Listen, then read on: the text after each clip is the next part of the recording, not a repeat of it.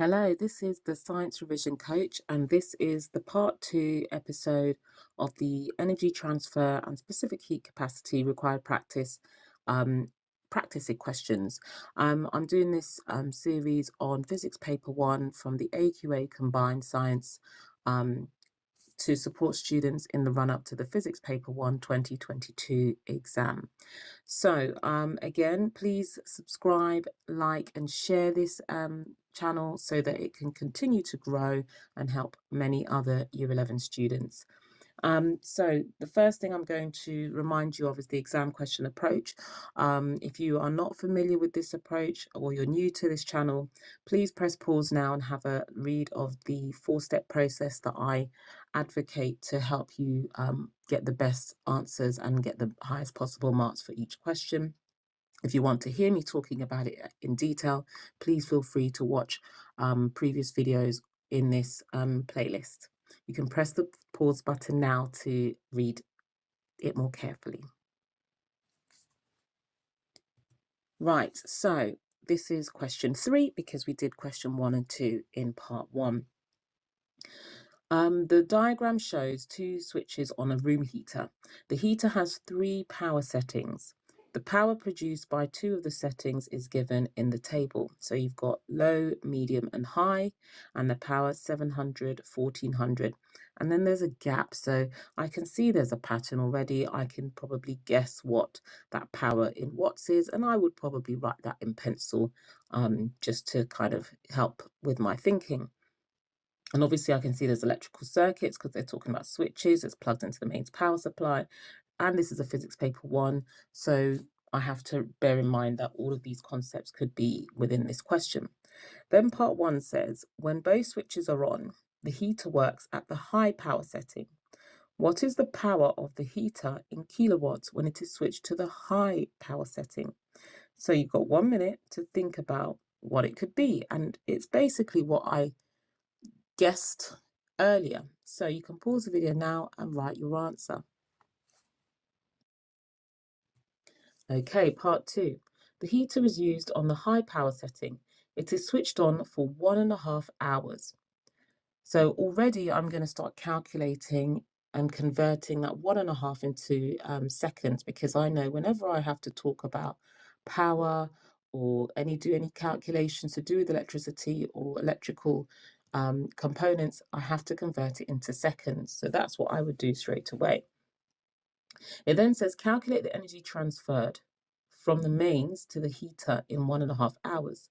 Show clearly how you work out your answer and give the unit. So they want energy transfer. I've got the time and I've got the power.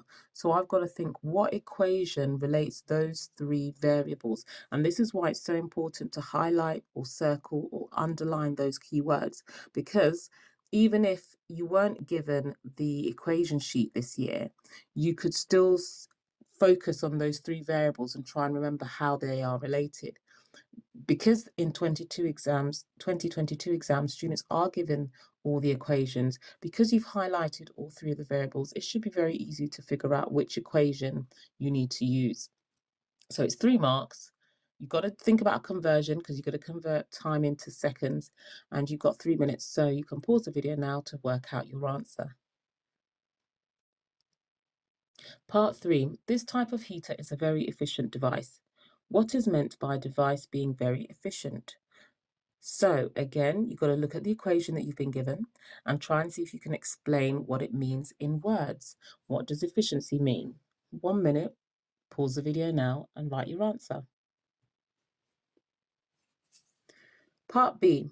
The graph shows how the temperature of a room changes during the 1.5 hours that the heater is used.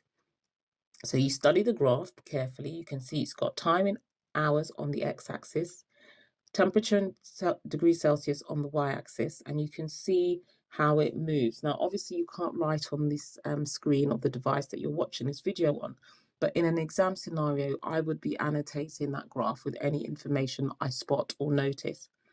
It then says after 1 hour, the temperature of the room has become constant, and you can see the line is leveling off, even though the heater is still switched on.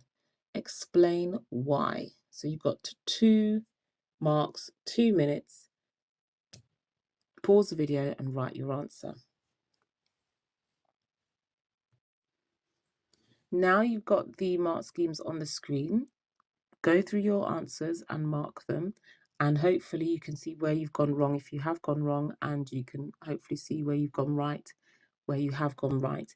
If you are struggling to understand the mark scheme or why they've worked it out in a way that you don't understand, feel free to leave a comment. I will leave comments open for this video so that you can ask me questions regarding these mark schemes. So you can pause the video now and mark your response. I also think where it's available, have a look at the examiner's reports. For this question, there is an examiner's report available, and it says, for part A, the majority of candidates indicated that they had correctly added together 1400 and 700 to get 2100, or you would have noticed that they were multiples of 3. However, a large number of candidates failed to notice that the values given were in watts and that the question asked for the answer in kilowatts. Of those who made an attempt to convert their answer, a large number of candidates were unable to do this correctly. Sorry, I've just noticed I've said multiples of 3, it's multiples of 7 anyway, were unable to do this correctly. The most common mistakes being to divide 100 or to multiply by 1,000. Another frequently seen error was an indication of 2100 divided by 1,000, but then a failure to calculate this correctly. Part 2, it was pleasing to see so many correct answers to this calculation, usually by those candidates who opted to work out the energy in kilowatt hours. Of those candidates who opted for joules, a common mistake was to multiply the power by a time of 90 minutes rather than converting to seconds. Part 3, this question was correctly answered by 3/5 of the candidates. Most of the candidates who failed to score the mark had either just defined the term efficiency or had not picked up on the question asking for very efficient. Part B, this part question was correctly answered by only a very small minority of candidates, less than 1/20. Incorrect responses often stated that the temperature of the room had become the same as the temperature of the heater. Now looking at question 4. A student investigated the change in temperature when oils of different specific heat capacities were heated. She set up the apparatus shown in the figure below. So this is obviously the specific heat capacity required practical. So again, have a look at the apparatus and see if you understand it.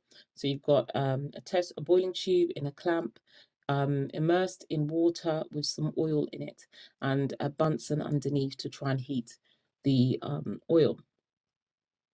This is the method she used. 1. Put 25 grams of oil into a boiling tube. 2. Pour 100 milliliters of water into a beaker and heat it with a Bunsen burner. 3. When the water is boiling, put the boiling tube into the beaker. When the temperature of the oil reaches 30 degrees Celsius, heat for a further 30 seconds and record the rise in temperature. Step 5, repeat with different oils. Step 6, repeat the whole investigation. A, name 2 pieces of apparatus the student used that are not shown in the figure above. So you've got to go through each step and make sure you understand what equipment would be needed in that step, and then moving on to the next step to spot that. So again, you've got 2 minutes, it's 2 marks. Pause the video now to write your answer. Part B, what are the independent and dependent variables in the student's investigation? So again, 2 minutes, 2 marks. You can pause the video now. And then part C, give 2 safety precautions the student should have taken. So you might have to rewind, go back and look at the diagram of the video and think about where there may be safety issues. 2 marks, 2 minutes. You can pause the video now to write your answer. Part D, suggest 1 improvement to the student's method. So hopefully with all the annotations and detailed looking at the method and the apparatus, you should have spotted something that could be done to improve this method. So once again, 2 minutes, 2 marks. Pause the video so you can write your answer. Part E, The table below shows the students' results. So you can see the types of oil: castor oil, linseed oil, mineral oil, olive oil, and sesame oil. And you can see the temperature rise in degrees Celsius with 3 trials and a mean calculated. And just looking at it straight away, looking at each row, I can't really spot any anomalies except that the olive oil mean has not been calculated. And bingo bango, calculate the mean temperature rise for olive oil. Give your answer to 2 significant figures. Now, I strongly advise you to pay attention to the examiner asking you to round your answers up to a certain number of significant figures, because they're giving you the equations this year for 2022 exams. So please pay attention to that, and again, highlight and underline it so you don't forget. It's 2 marks, 2 minutes. Pause the video and answer the question. Part F. The mean change in temperature of the castor oil is 20 degrees Celsius. The specific heat capacity of castor oil is 1,800 joules per kilogram degrees Celsius. The mass of oil used is 0.025 kilograms. Calculate the change in thermal energy of the castor oil the student used, and use the correct equation from the physics equation sheet. Select the correct unit from the box, and you've got joule, newton, and volt. So basically, do you remember what those words mean? You've got access to the specific heat capacity equation, so I would literally write that down, and I will substitute all the values that I've been given, checking that they're using all the correct units. So the temperatures in degrees Celsius, the specific heat capacity is in the correct units, the mass is in kilograms. So again, 3 marks, 3 minutes. Pause the video so that you can answer the question. Now you've got access to the mark scheme on the screen. Pause the video so that you can mark your responses and see where you've got them right or where you've got your answers wrong.